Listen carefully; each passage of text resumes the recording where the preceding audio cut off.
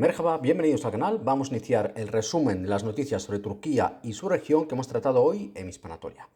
Bueno, después de ese especial que hicimos ayer, un especial de casi una hora, en el que abordamos absolutamente todos los puntos clave de lo que nos puede esperar con este nuevo mandato de Trump, con este segundo mandato del 47 presidente de Estados Unidos, de Donald Trump, tras su victoria en las elecciones de Estados Unidos. Abordamos cuál va a ser el futuro para Europa, para China, para Ucrania, para Oriente Medio, para Israel y sobre todo para Turquía.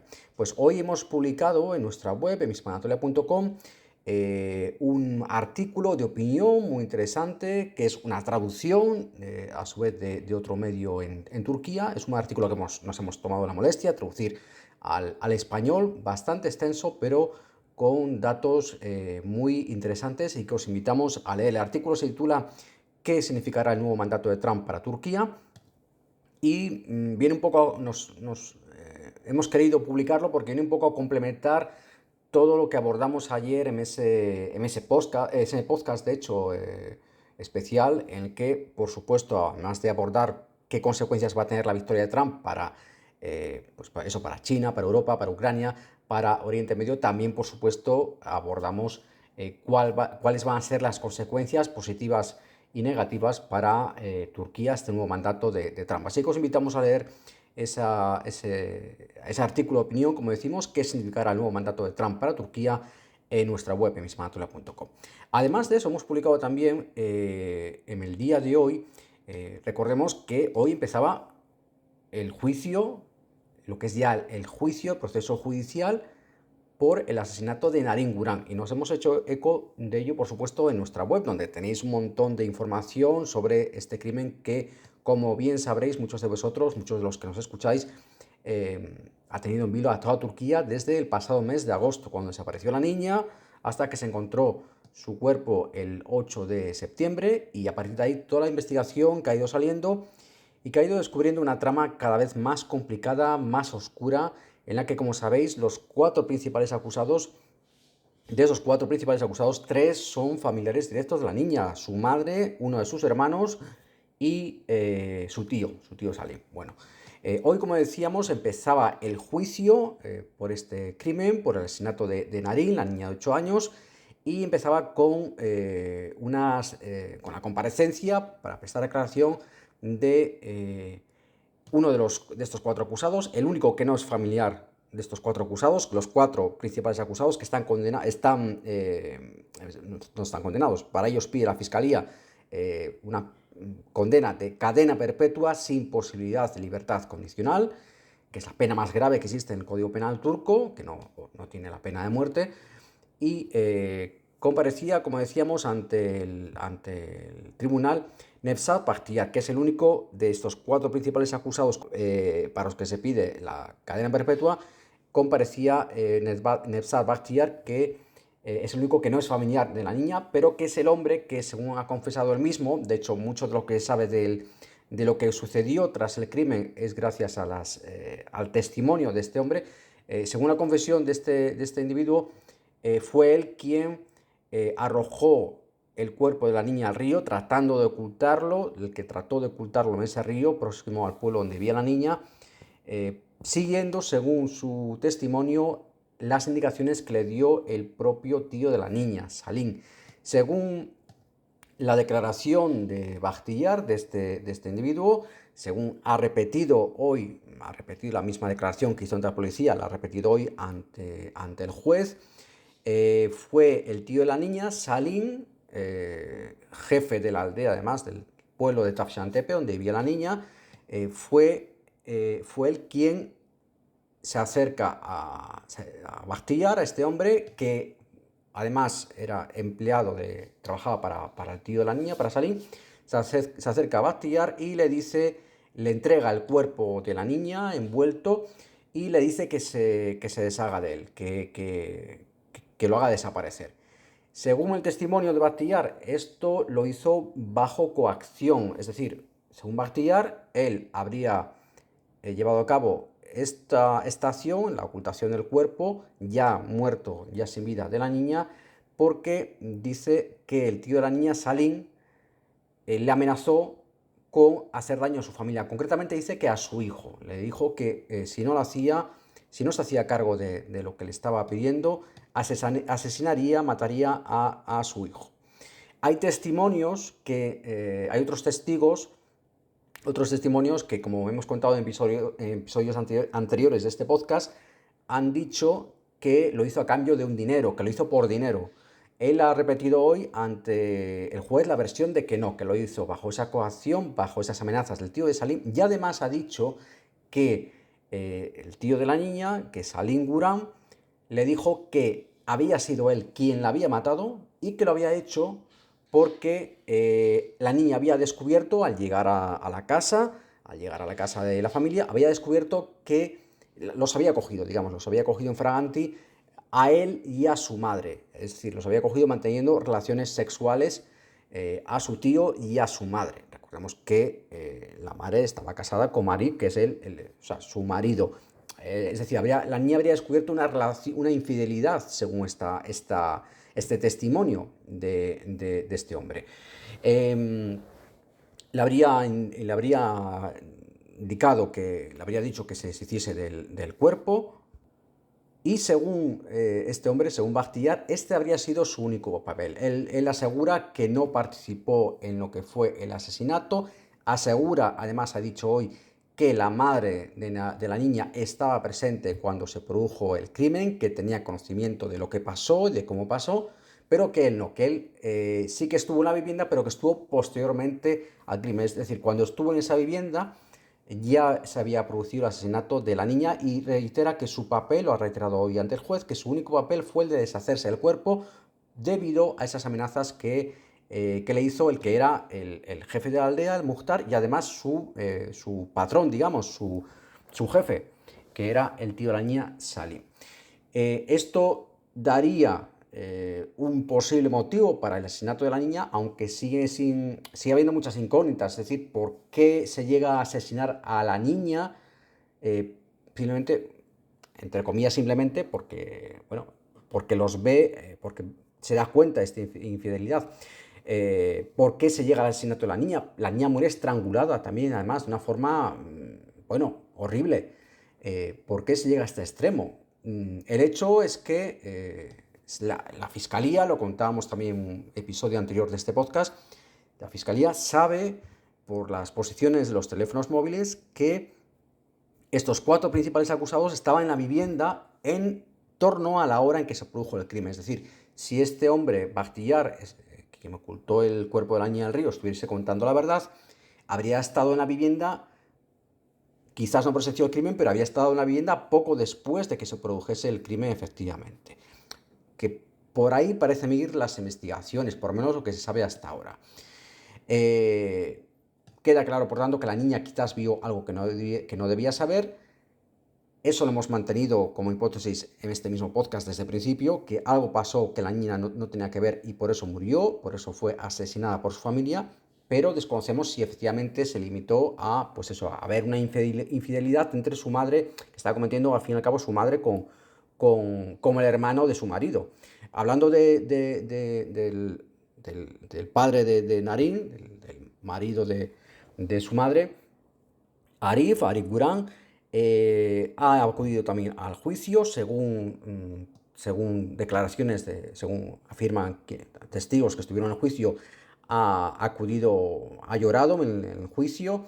Él sigue manteniendo que su familia es inocente, sigue manteniendo que no participó en el crimen, defiende la versión dada por los otros 3 acusados que son miembros de su familia, los otros 3 acusados principales, es decir, por la madre, el hermano y el tío de Narín, que aseguran que todo lo hizo este hombre, Bakhtiar, quien asegura que su único papel fue el de ocultar el cuerpo de la niña al río. Estos 3 aseguran que ellos no participaron.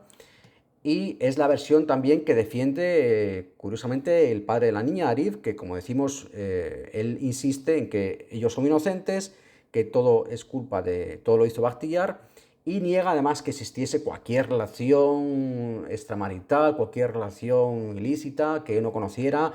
entre la madre de la niña, su esposa, y su hermano, Salim. Es un hecho, pero es un hecho, hay que decirlo también, que todos los miembros de la familia, todos con excepción del padre, pero prácticamente todos los miembros de la familia, incluyendo estos tres acusados, la madre, el hermano de Nariñ y su tío Salim, borraron todas las llamadas, el historial de llamadas, los mensajes y los audios de WhatsApp desde el día del crimen. Y ninguno de ellos ha dado hasta el momento ninguna explicación convincente de por qué lo hicieron y por qué lo hicieron a partir de ese día. Muy sospechoso es. Si tenemos en cuenta que el único que no lo hizo fue Arif y que Arif parece ser, bueno, en principio tampoco está acusado de nada porque no hay pruebas claras contra él de nada, todo apunta a que quizás Arif no está viendo algo que los demás sí estamos viendo, que es lo que le está diciendo mucha gente. Pero él insiste en esta versión, insiste en defender la inocencia de su familia, insiste en que no había ninguna relación entre su esposa y su hermano. Y la versión que él mantiene y que ha mantenido es que, incluso está amenazando con realizar una huelga de hambre, es que dice que hay unas imágenes de unas cámaras de seguridad, lo hemos también comentado en anteriores episodios de este podcast, que hay unas imágenes de unas cámaras de seguridad que demostrarían la inocencia de su familia. En fin, de momento el informe de la Fiscalía no habla de nada de esto y como decimos, el juicio ha empezado hoy, el juicio contra los principales acusados del asesinato de esta niña, de Nariñ, y veremos cómo acaba. Y teníamos hoy otra noticia, ya a última hora, que hemos tratado también en nuestra web, en mismanatoria.com, que han sido esas declaraciones del presidente turco Tayyip Erdogan, que se encuentra en Budapest asistiendo a la quinta cumbre de la Comunidad Política Europea, que es una organización fundada por Francia recientemente y que agrupa prácticamente a todos los países europeos con la excepción de Rusia y Bielorrusia. Es una reunión muy importante, una cumbre muy importante a la que acuden los principales líderes políticos de todos los países de Europa. Y en esta reunión, es una organización a la que también pertenece Turquía, en esta reunión Erdogan ha tocado varios puntos, pero ha tocado un punto muy importante. Ha dicho que no hay justificación para seguir bloqueando el proceso de accesión de Turquía a la Unión Europea. ¿Y por qué es importante esto? No es que esté diciendo algo nuevo, en realidad, Erdogan, pero está afirmando una posición que muchos han puesto en duda en los últimos días y semanas. Hablamos de esa apuesta de Turquía por entrar en los BRICS, en ese bloque que algunos consideran opuesto a Occidente, que está fundado por Rusia, China, Brasil, Sudáfrica e India. Y muchos consideran ese bloque, sobre todo por la presencia de Rusia o China, como opuesto a Occidente. Por lo tanto, si Turquía tiene un interés demostrado, que ha declarado públicamente, en formar parte del bloque de los BRICS, hay muchos que han visto en esto como que Turquía se alejaba de Occidente. Y cuando hemos tratado esta noticia en este podcast, también en nuestra web, en mismanatoria.com, hemos dejado claro desde el primer segundo: esto no es así. Turquía no está alejándose de Occidente. No está acercándose a Oriente tampoco. Turquía está y ha estado siempre en una posición intermedia, geoestratégica, entre Oriente y Occidente. Esto es así y va a seguir siendo así. Por lo tanto, ni está alejándose de Occidente ni está acercándose a Oriente. Es que está en medio. Y va a seguir estando en medio. Y va a seguir manteniendo relaciones buenas con ambos bandos. Porque la Guerra Fría se acabó. La Guerra Fría se acabó. El telón de acero cayó en 1989. Y Turquía va a mantener una política, es lógico, en pro de sus propios intereses y quiere mantener buenas relaciones con ambos bloques. Y además decíamos cuando tratamos del tema en este podcast, y esto es bueno, es positivo para todos, porque si hay tensiones entre estos dos bloques, digamos, entre Oriente y Occidente, se va a necesitar alguien que juegue un papel mediador, como lo está jugando, por ejemplo, en el caso de Ucrania y Rusia, donde Turquía mantiene buenas relaciones con Rusia, pero también mantiene muy buenas relaciones con Ucrania. De hecho, defiende al 100% su integridad territorial. Ni Crimea, ni el Donetsk, ni nada. Todo el territorio tomado por Rusia debe ser devuelto a Ucrania. Es lo que afirma Ankara desde el principio, desde 2014, desde la invasión de Crimea. Y se necesita este tipo de papeles. Se necesitan ese tipo de roles en la política internacional. Países que jueguen un rol de países mediadores, de países bisagra, de puentes, de tender puentes. Y Turquía es el que puede jugar ese papel y el que de forma natural, por su posición geopolítica y geográfica, puede y va a jugar y debe jugar ese papel. Por lo tanto, es muy importante que Erdogan haya dicho esto porque deja claro que Turquía sigue muy interesada en formar parte de la Unión Europea. Y esto lo dice pocos días después de que haya asistido a la cumbre de los BRICS en Kazán, donde precisamente llevaban bajo el brazo Erdogan la petición respaldada por Rusia de entrar a formar parte de los BRICS. Y con estas declaraciones lo que queda claro es, señores, queremos entrar en los BRICS, pero también queremos entrar en la Unión Europea. Y son cosas perfectamente compatibles, como estar en la OTAN y estar en los BRICS. Es que no son cosas incompatibles. Y bueno, ¿y qué ha dicho Erdogan además? Pues bueno, lo ha argumentado también, ha dicho que, por supuesto, que es Turquía lleva años esperando que se levante, que el proceso de negociación avance, que ahora mismo está totalmente paralizado. Ha dicho que es un hecho que Turquía ha contribuido durante años de forma muy importante a la prosperidad y la seguridad de Europa y ha venido a dejar claro, no lo ha dicho así explícitamente, pero tengamos en cuenta que esto se produce prácticamente 24 horas después de la victoria de Trump, que ya está llevando a muchos líderes europeos, al propio Macron, lo decía hoy, a plantearse que Europa va a tener que cuidar de sí misma, que va a tener que pensar en no ser dependiente de Estados Unidos en defensa. Y un país que es absolutamente clave, pero fundamental, absolutamente fundamental para el futuro y la seguridad de Europa, es Turquía. La seguridad europea sin Turquía es inconcebible. Y eso lo saben todos los líderes europeos, incluso quienes se oponen a la entrada de Turquía en la UE. Por tanto, vemos que las cosas pasan por algo. Y si este debate, digamos, como se suele decir, este melón que se ha abierto ahora, pues este debate que se ha abierto hasta ahora sobre el futuro de Europa y de su seguridad, que es un tema fundamental que se ha tratado también en esta cumbre en Budapest, pues resulta muy importante que Erdogan haya ido a decir, señores, no hemos renunciado a la Unión Europea, queremos y exigimos que se nos deje entrar a la Unión Europea como el resto de países candidatos. Es más, ha dicho Erdogan, no tiene sentido seguir manteniendo a un país como Turquía, con todo su potencial y su importancia para Europa, durante tanto tiempo bloqueado y al margen de la Unión Europea. Es que no tiene sentido. Y cualquier persona, ideologías aparte y otras consideraciones políticas aparte, cualquier persona que conozca las bases de la seguridad para Europa, las bases de la seguridad de Europa, va a decir que Turquía es fundamental. Es que es el segundo ejército más importante de la OTAN, aparte de su posición geopolítica de por sí misma. También me ha dicho Erdogan, no solo se ha limitado a hablar de la Unión Europea, también ha hablado con todo tipo de líderes en esta cumbre y ha dicho que sigue manteniendo, sigue esforzándose por lograr una salida negociada a conflictos como el de Ucrania. También ha hablado de Palestina. Recordemos que estos dos puntos fueron también los que trató Erdogan ayer en su mensaje de felicitación a Trump tras su victoria en las elecciones en Estados Unidos. También habló en ese mensaje de Ucrania y de Palestina. Y estos son dos temas que también ha tocado en esta cumbre de Budapest.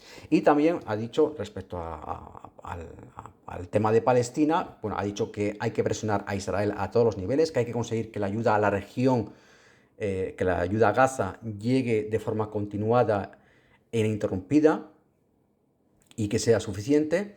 Y ha dado las gracias a países como Irlanda, Noruega, Eslovenia o España por haber dado el paso de reconocer al Estado palestino, y ha pedido que otros países europeos pues también sigan estos pasos. En fin, tenéis toda la noticia como siempre, con todos los detalles, con toda la información en nuestra web, en hispanatoria.com, si queréis echarle un vistazo, si queréis obtener más información.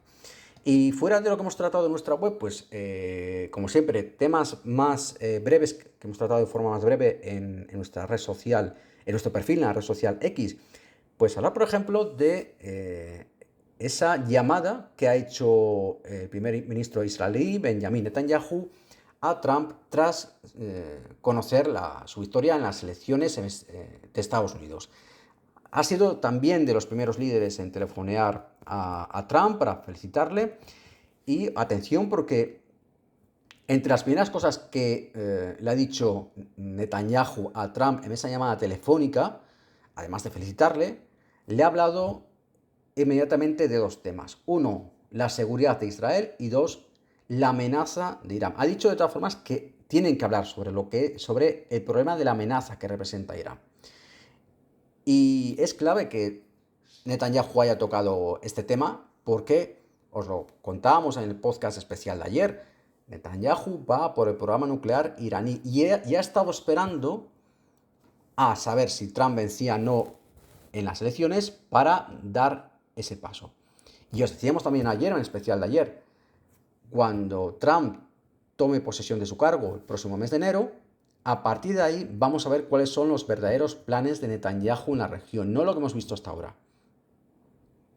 No lo mismo que lo que decíamos de ese ataque limitado que realizó de represalia hace poco Israel contra Irán, que algunos decían que, bueno, que es que Israel quería desescalar el conflicto y por eso atacaba así de forma tan limitada. No, es que Biden le había puesto a Netanyahu claramente dos límites: no ataques instalaciones petrolíferas porque no quiero que me suba el petróleo y eso me perjudique en las elecciones, y no quiero que ataques el programa nuclear iraní porque eso va a escalar el conflicto en la región y va a desestabilizar la economía mundial. Y por eso Netanyahu no atacó el programa nuclear iraní. Pero, ¿qué es lo primero que le ha dicho Netanyahu a Trump cuando lo ha llamado? Hay que hablar de la amenaza de Irán. Es el mismo discurso que es que Netanyahu, hay que conocer la cabeza de Netanyahu, y Netanyahu tiene eso en la cabeza. Tiene eso en la cabeza desde hace años. Y se ha visto que es eso lo que tiene en la cabeza, que no es desescalar el conflicto, que no es voy a atacar unas bases o unos radares en Irán porque me han bombardeado unas bases en Tel Aviv. No, quiero el programa nuclear de Irán, quiero ir a por él. Eso está claro. Y es lo primero que le ha dicho a Trump. Por eso decíamos ayer, en el especial de ayer, hablando precisamente de qué va a pasar, de las consecuencias de la victoria de Trump, en este caso para Israel, para Oriente Medio. Vamos a ver un Netanyahu que desde ya está preparando los planes que pudiera tener para ir a por el programa nuclear iraní, para ir a por Irán. Desde ya, desde el momento en que ya vio que Trump ganaba, los está preparando, los que ya tuviese preparado, pero está haciendo ya los preparativos para ponerlos en marcha. Y el momento que Trump haga su juramento, jure su cargo el próximo mes de enero, a partir de ahí vamos a ver qué es de verdad lo que quiere hacer Netanyahu. A partir de ahí es cuando lo vamos a ver. Y veremos lo que hace Trump, pero os advertimos ayer, Trump va a tener muy difícil decir que no a Netanyahu y posiblemente tampoco quiera decirle que no. Y también hablamos hoy, por ir cerrando el programa de hoy, también hablamos en las últimas horas tenéis el vídeo en nuestro perfil en la red social X, de una nueva preocupación, en este caso sobre las reservas de agua en Estambul. En los últimos años ha habido periodos importantes de sequía. Llevamos muchos años con sequías importantes que en los meses de octubre, noviembre y diciembre, que han preocupado y han afectado especialmente al suministro de agua de Estambul. Bueno, ¿qué están diciendo ahora mismo los expertos? Están diciendo, tenéis el vídeo impresionante, porque se ven las imágenes de los pantanos secos, totalmente secos, los pantanos que abastecen a Estambul. Están diciendo los expertos que ahora mismo hay 10 embalses que proveen de agua a Estambul que están al 30% de su capacidad. No hay perspectiva de lluvias por lo menos suficientemente abundantes. Y hay ya algunos de esos embalses que proporcionan agua a Estambul, una ciudad de 16 millones de habitantes, que están por debajo del 10%. Están diciendo los expertos, Estambul tiene ahora mismo agua para 85 días. Esto lo han dicho otros años, es decir, puede ser, cuando llega esta época, ya decimos, llevamos años de sequía, puede ser que luego no pase nada, posiblemente no pase nada, pero es importante que se digan estas cosas para llamar la atención sobre la importancia de preservar el agua y para poner en evidencia, pues obviamente que algo pasa con el clima, que el clima está loco, hay quienes dicen que hay cambio climático, hay quienes dicen que no, pero es obvio que algo pasa con el clima y es obvio que llevamos años en los que cada vez que llega esta época, cuando deberíamos tener lluvias abundantes y pantanos llenos en Turquía, en concreto en Estambul, pues nos encontramos con que estamos rezando para que llegue el agua. El año pasado ya hubo un serio riesgo porque nos plantamos en los meses casi en primavera sin lluvias suficientemente abundantes para cubrir las reservas. Y ahora mismo llevamos unos años en el caso de Estambul, como decíamos, que estamos viviendo de rentas de lo que tenemos acumulado de años anteriores y casi estamos viviendo in extremis cada año porque se aproxima la temporada de la época de lluvia, se aproxima el otoño, el invierno y no llueve. Y el año pasado hubo serio riesgo, incluso para la salud, porque se hablaba ya de drenar el agua que quedaba, en fin, de los restos del agua que quedaban en algunos pantanos que estaban por debajo del 5%. Esperemos que este año no sea así. Y bueno, nada, hasta aquí ha sido el resumen de hoy. Recordad que tenéis, como siempre, más información en hispanatoria.com y en nuestro perfil en la red social X. Si te ha gustado este contenido, dale por favor un like y suscríbete para no perderte los próximos episodios.